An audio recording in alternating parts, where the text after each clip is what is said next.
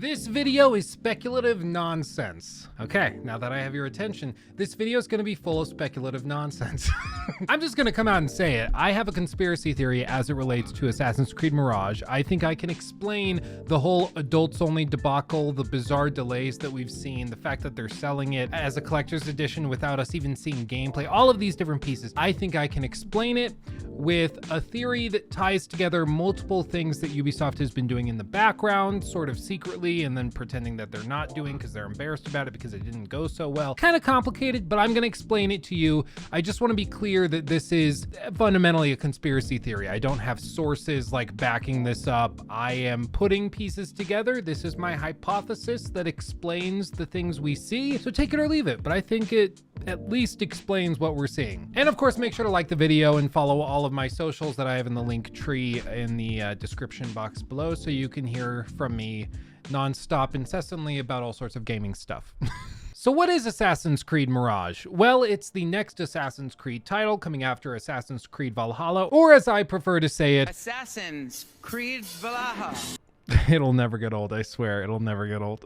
The reason a lot of people are really excited for this game is because it allegedly represents a return to form. It's supposed to be a return to basics, effectively. It's going to go back to social stealth, to where stealth in general mattered. It's not focused on being a big, brawly, open world RPG. It's not built around Viking melee combat. This is supposed to be a good old-fashioned Assassin's Creed game like the ones we got back in the early 2010s and in the years before that, following Assassin's Creed 1 and Assassin's Creed 2 and all of those games that we know and love. This was, of course, rumored for a very, very long time, but once we actually found out what the game was about, that it followed the transformation of a defiant young man into a refined master assassin with a conflicted destiny, I mean, honestly, I'm in. It sounds really cool. And little details like this, that they originally conceptualized Assassin's Creed Mirage as an Assassin's Creed Valhalla expansion, that made some people nervous. And while it initially made me a little nervous that this was going to be really small in scope, I actually am pretty sold on it now, because it means that they can focus on more niche ideas, because that's kind of what DLC are about. It's about doing something a little bit more narrow in focus than you would probably get away with doing in like a massive AAA, or in this case quadruple A release like Assassin's Creed Valhalla. And from the moment they announced it with this cinematic trailer, I thought it looked really cool in concept, though it's important to note nothing we've seen is actual gameplay. As of the time of recording this video in the middle of March 2023, we still have not seen what this game actually looks and plays like, which is concerning. I mean, they're already selling the collector's edition of the game, including like a deluxe pack with skins and eagle skins and stuff themed around the Prince of Persia franchise. It's really, really odd. And honestly, it's normally a bit of a red flag for somebody to sell a collector's edition before we've even seen gameplay.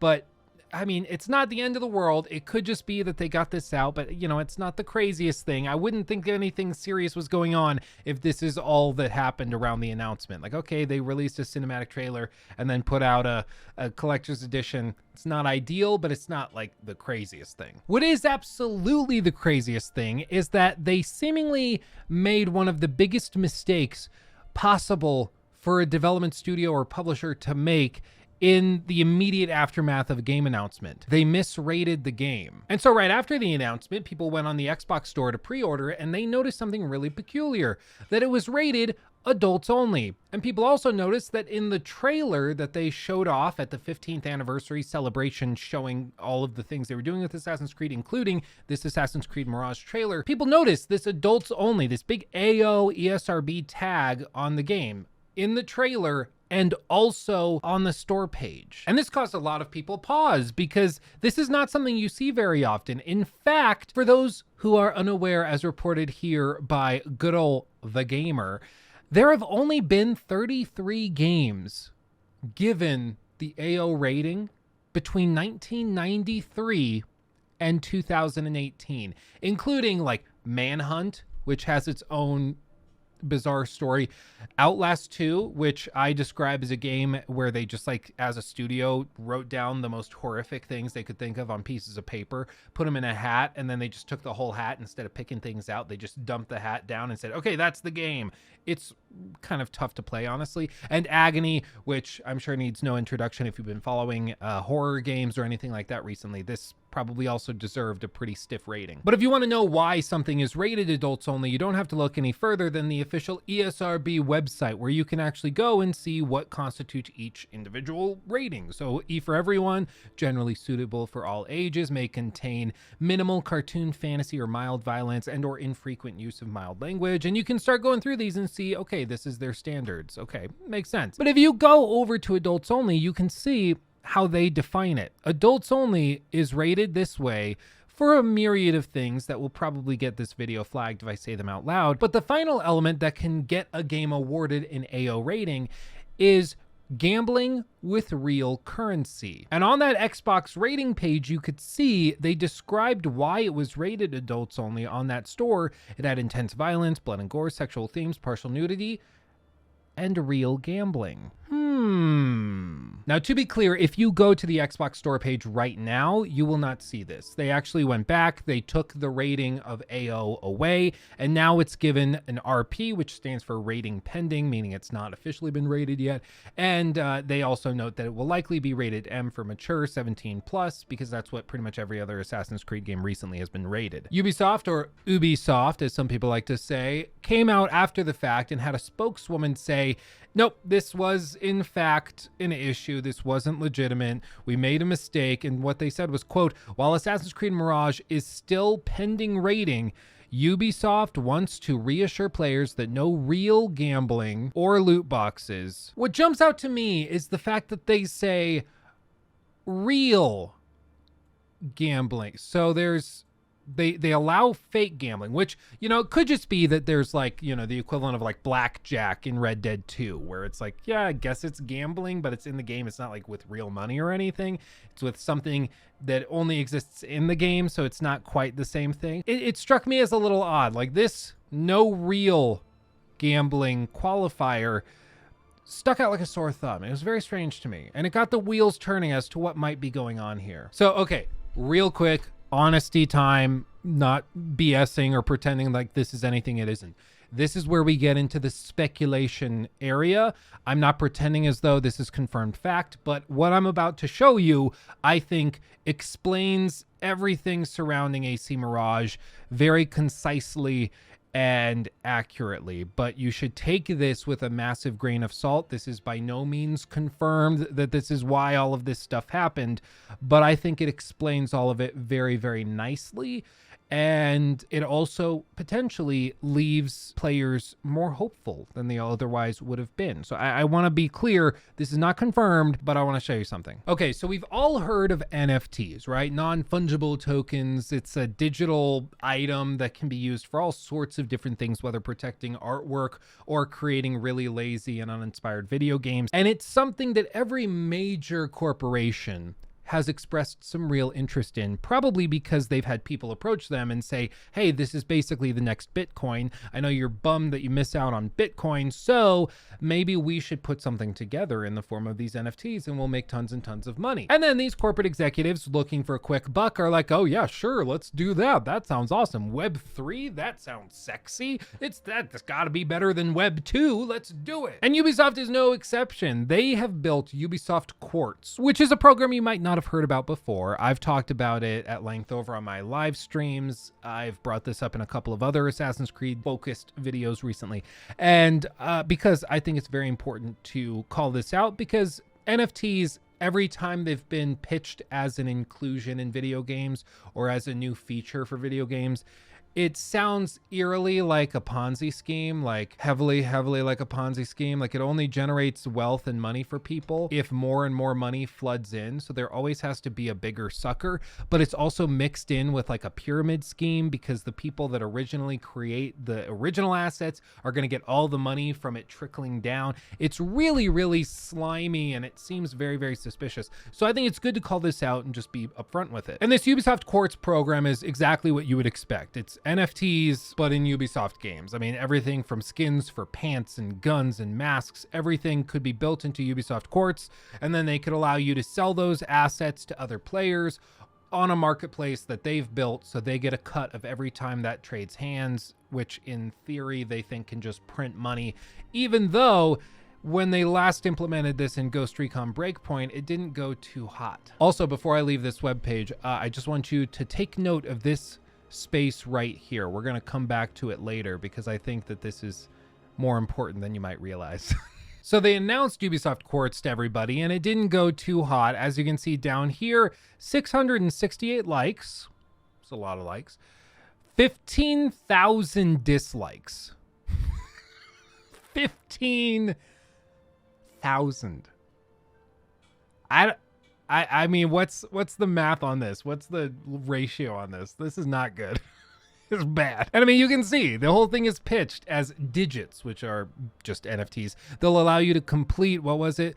Allow you to complete your missions in style, whatever the hell that means. Have you noticed these NFT projects? They never like actually describe anything other than that they're skins, but they're skins that are like, I guess, unique, and that makes them cooler than skins that aren't unique. It's really, really odd because there's never a clear value proposed to the player that they can't get with just normal skins. You like your player character looking really cool? Okay, just use regular skins. Why do I have to have NFTs tied into it? Like, I get it. You're saying maybe then they'll be more valuable or not, but that only works if there's a bigger sucker willing to pay for that. You don't get to just say that this skin is worth $10,000 or $100,000 or $1 million.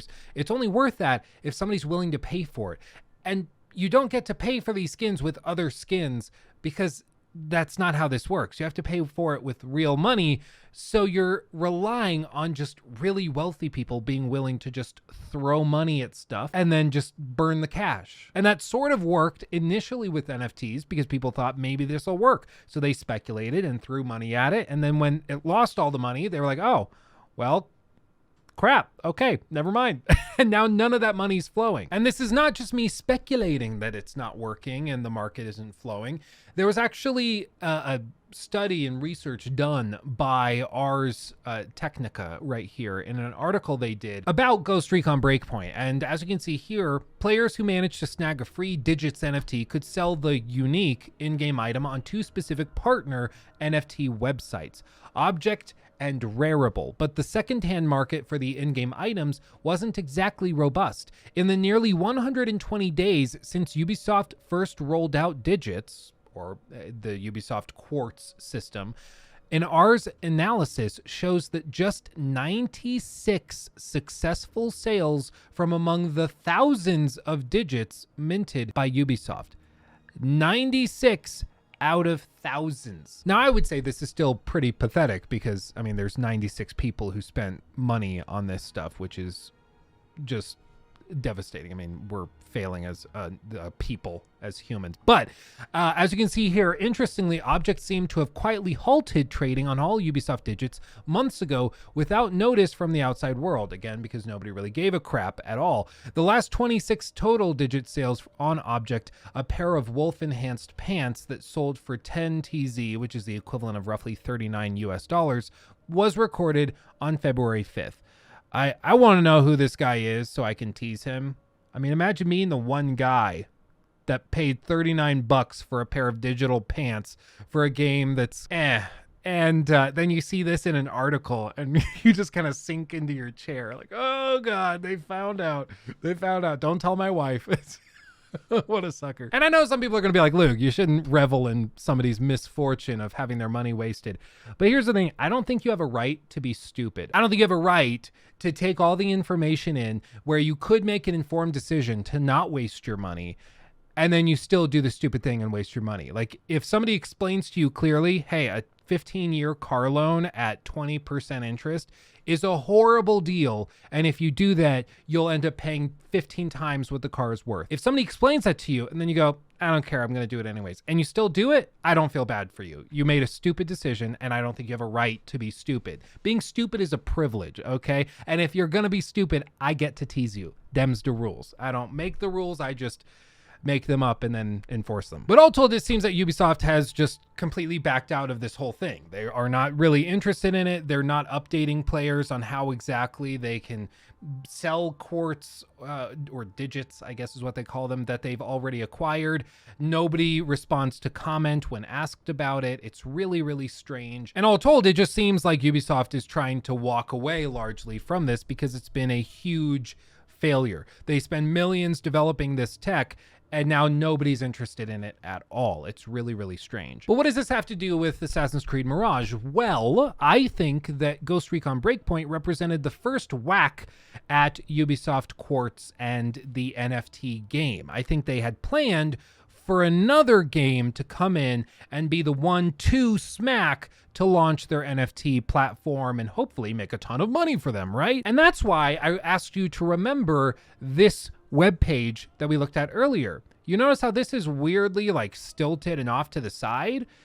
It seems like there's an outline for what was supposed to be another button, another little tab of a game that was going to be featured on this website as an example of their Ubisoft Quartz NFTs. So it seems like there's just something missing. Why is this outline here if it's not used for anything? Like, why not just make this banner fill the whole space? It really seems like something's missing here. Like there was another game that was supposed to take its place. And even up to middle to late 2022, Ubisoft CEO Yves Guillemot was saying that this was going to be the first step. They looked at Ghost Recon Breakpoint as the first step towards developing a true metaverse, whatever the hell that means, and that they were still interested in NFTs and that they were in the research phase. Again, whatever that means. The point is, it really looked as though Ubisoft was still heavily interested in NFTs and trying to get them implemented into a game in a way that would generate revenue so that they could make back some of the losses. And here's my theory. I think that Ubisoft intended for Assassin's Creed Mirage to take this secondary place on the website, especially because they built this website around that time. They were going to have Ghost Recon Breakpoint and then soon after announce AC Mirage and put that right in this slot right here. And they would be the two games that launched the NFT platform. I think they probably had a system where you could actually go on, get skins for Basim or for the eagle that you can fly around and look with, or for your horse, whatever else, weapon skins, what have you. And that they were going to have a marketplace where maybe you could play like an in-game gambling thing with dice and then trade those with other players, or maybe it was just a thing where you could have a marketplace where you could trade an NFT or pay actual money to get like a collection of NFTs that you could then sell to other players.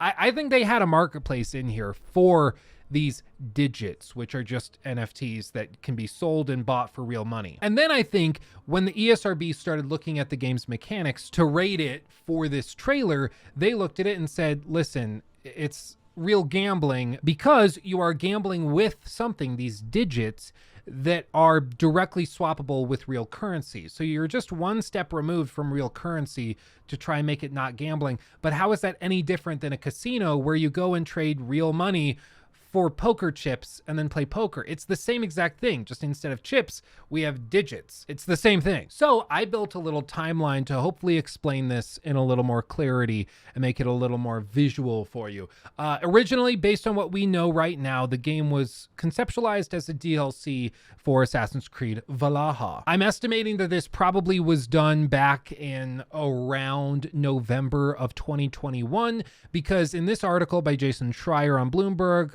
dated February 9th of 2022, the game was originally planned as an expansion for Assassin's Creed Valhalla, but morphed into a full game late last year. Late last year being at this time, late 2021. And the game's director did an interview where they described how the idea of AC Mirage being a Valhalla DLC only lived for a few weeks, and only on paper, in fact. Quite early, they decided to become, or make it, a standalone game with a full new character because they saw the potential of such a return to roots. It was all pretty quick. So they're saying it only lasted a few weeks from when they conceptualized it to when it became a standalone game. Jason Schreier reports that that was sometime late 2021. So that tells us the game started development in late 2021, probably around November. And so if we put November 1st as the date that they potentially started thinking about this as a DLC, then we go forward a few weeks. We say they roughly entered development around December. then we can scoot forward and you see we come all the way to 2022. Now what we know is they announced the game on September 10th of 2022. What I'm guessing happened, again, pure speculation, is that they came in and they said, okay, well, we're going to take the trailer to the ESRB, get it rated. They made the trailer and it got rated as adults only because of the NFT marketplace, which constituted real gambling. So the marketing team was like, okay, well, that's the rating. So they made the trailer, rendered it out with the adults only rating, and sent the information to the Xbox store to have the pre-orders all prepped for the launch with that adults only rating, because that's the information they had at that time. At some point after that, maybe in the weeks following, they decided to strip out all of the NFT elements, or at the very least, the elements that would make the game constitute real gambling. And they decided, okay, we're just going to strip it because we can't release this as adults only for real gambling, especially after how badly Ghost Recon Breakpoint was received and how terribly that NFT launch went. So they decided to strip it out and render the new trailer with it rating pending, because those elements would no longer be in the game. However, somebody made a big ol' oopsie and forgot to communicate to the Xbox store that the rating had changed from adults only to rating pending, and that they needed to use this second trailer because the second trailer was identical to the first trailer, the only exception being the small square rating box at the end of it. So they did this whole presentation where they revealed the game, and they accidentally used the first trailer that had the adults only rating, and the Xbox store page left the adults only rating up until it was realized, at which point they pulled a 180, put up the rating pending trailer instead. They cut out the adults only rating in the live stream and then issued an update where they said, nope, it was a big oopsie. We didn't mean to do this. It was a total accident. And so this last minute decision to strip out the NFT elements is why we have this empty space on the Ubisoft Quartz website for their NFT program, because it was supposed to be here, and then at some point they decided, listen, we can't launch an Assassin's Creed game adults only. We just can't do it. We'll be mocked into oblivion. Let's just cut it. Okay, we'll just do it. We'll take our losses on the NFT stuff and just move on. That's why this is empty, and that's why this was rated adults only on the Xbox store page. It explains all of it. It still requires one big oopsie where the marketing department didn't communicate that there had been a change, but I think that's probably due to the fact that the change to strip out all of the NFT elements was a gameplay change. It wasn't necessarily a marketing change, so it's reasonable to me to suspect that maybe an email wasn't sent to the marketing director that, hey, we need to change this, swap it out. I grant you it's a bit of a stretch, but in my mind, it's much less of a stretch for one email to be forgotten than that Xbox employees just like pranked AC Mirage and put adults only as the rating, constituting real gambling, while all of this other stuff coincidentally is going on at the same time with their NFT program. And that also in the live stream announcement of Assassin's Creed Mirage, they also accidentally rendered in an adults only rating tag on it. At the same time, they're pranked by an Xbox employee doing the same thing. Like, it requires so many leaps of faith to believe that this is just a series of unfortunate events. And I think it makes a heck of a lot more sense to say that, no, this was probably an experiment in NFTs gone wrong, and now they're pulling out of it, trying to strip those elements, which is why the game seemingly has been delayed a couple of times, pushing it later and later into 2023 as they remove those elements, polish the game up, and get it ready for reveal. But once again, this is all just speculative nonsense, okay? Like, I don't have anything to really back all of this up. This is just my conspiracy theory to justify and explain why a game as big as an Assassin's Creed title was rated adults only, seemingly out of nowhere, and then quickly walked back, and why the game then was delayed repeatedly, seemingly. And I think it puts all the pieces together, in my humble opinion. But listen, I'm sure there's a lot of evidence that points against this theory. Possibly. I haven't really been able to find it. I know they've said publicly that, yeah, we just made a mistake and put it as adults only. To me, I don't think that that's an adequate explanation. I think that we should probably be told a little bit more of what's going on. But you know what?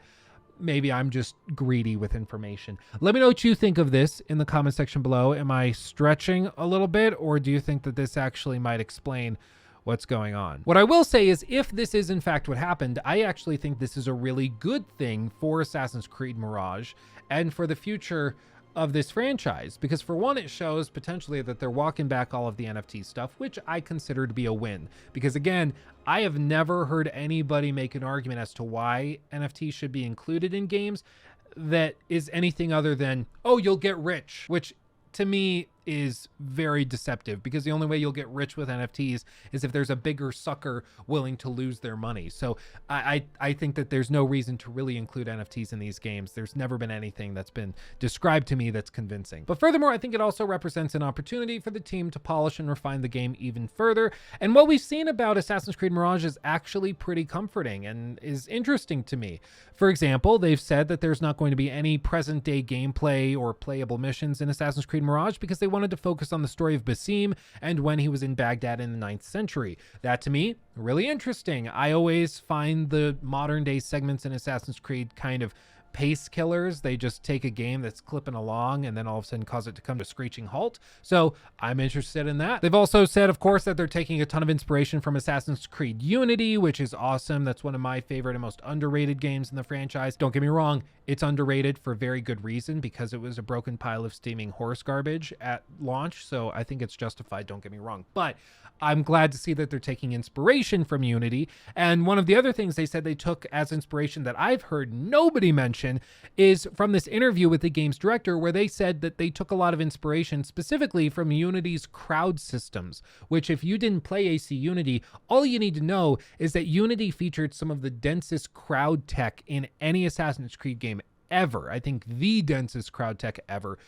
Granted, it was a little bit broken, but they're taking that as inspiration, hopefully to do it right this time, have masses of hundreds or even thousands of people in a large town square that you can navigate through using social stealth mechanics, hunting down assassination targets.